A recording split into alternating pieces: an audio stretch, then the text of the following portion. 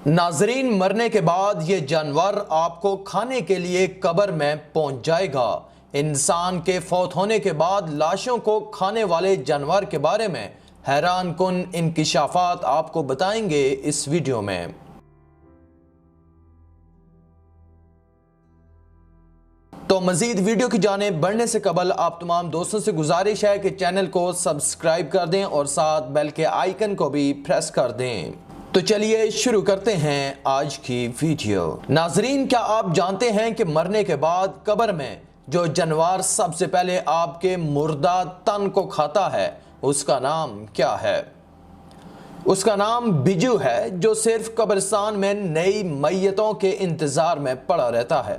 जब भी कोई इंसान कब्रिस्तान में जाता है तो खोदी हुई कब्रों में से इसको कई तरह के कीड़े मकोड़े निकलते भी नजर आते हैं और कब्रों में बने बिलों को देखकर उसके जहन में सवाल उठता है कि इनमें क्या सांप रहते हैं।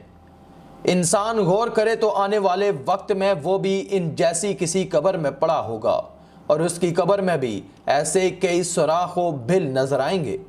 इसमें कोई शक नहीं कि कब्रिस्तान में सांप और कीड़े मकोड़े भी होते हैं, लेकिन बिजू ऐसा जानवर है जो कब्रिस्तान पर राज करता है।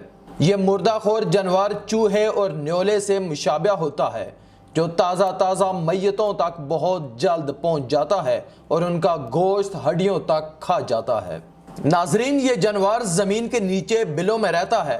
पाकिस्तान, भारत, अफ्रीका, यूरोप, अरब, चीन और अमेरिका के जंगलों, सहराओं, पहाड़ी इलाकों और कब्रिस्तानों में आम पाया जाता है। पूरी दुनिया में बिजू की 11 इकसाम पाई जाती हैं। इनका वजन 9 किलोग्राम से 20 किलोग्राम तक होता है और उनकी उम्र का दौरानिया तकरीबन 14 साल होता है। नाजरीन, बिजू एक ऐसा जानवर है जो अपने खाने पीने की चीजें ताज़ा और काबिल इस्तेमाल रखने की गर्ज से बड़ी महारत से गड़ा खोद कर उसमें छुपा देता है और ज़रूरत के वक्त उसे इस्तेमाल करता है। बिजू तकरीबन सब कुछ यानी जंगली फल, फूल, मशरूम खा लेता है। बिजू कब्रों को खोदकर मैयतें और जमीन खोदकर जड़ें और कीड़े मकोड़े खाता है। बाज दफा चूहों और खरगोशों को भी चट कर जाता है। नाजरीन, बिजू बड़ा सख्त जान जानवर है। इसके सख्त जान होने का सबूत यह है कि अगर यह हाथी के पांव तले भी आ जाए तो कुचला नहीं जाता। इसके पंजे और दांत नोकीले और तेज धार होते हैं। मट्टी को खोदने और लकड़ी को मिनटों में खोखला कर देते हैं। बिजू जमीन में 300 गज तक लंबी सुरंगें खोद डालते हैं और एक कब्र से सुरंग निकालकर दूसरी कब्रों तक आते जाते रहते हैं। बिजू ग्रोहों में रहते हैं और एक दूसरे से फायदा हासिल करते हैं।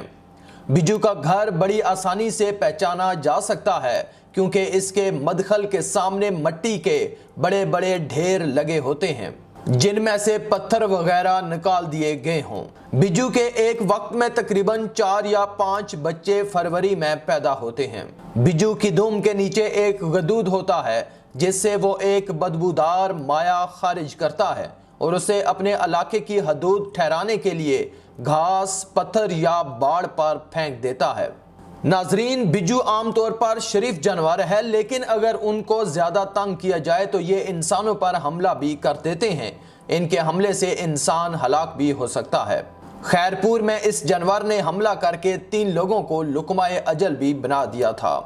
अक्सर लोगों ने सुना होगा कि फलां कब्रिस्तान में मुर्दा खाने वाली बला आई हुई है। अक्सर औकात वो बिजू या इस तरह का कोई और जानवर ही होता है। इसमें कोई शक नहीं कि कब्रिस्तान में सांप और कीड़े मकोड़े भी होते हैं, लेकिन बिजू ऐसा जानवर है जो कब्रिस्तान पर राज करता है।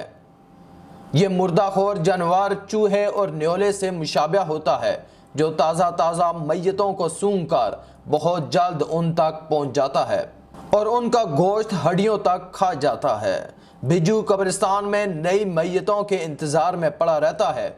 जो ही कोई नई मैयत दफन की जाती है, उनकी हसियात उन्हें मतला कर देती हैं कि उनका शिकार पहुंच गया है। पाकिस्तान और भारत में आमतौर पर यह रात को बाहर निकलता है। यह रात को जागता और दिन को अपने घर में आराम करता है। पाकिस्तान में ये एक मादूम जानवर है और कभी कभार ही पहाड़ों, दरियाओं और कब्रिस्तानों के इर्द गिर्द पाया जाता है। और दुआ है कि अल्लाह ताला हमें कब्र के अजाब से बचाएं। आमीन सुम्मा आमीन।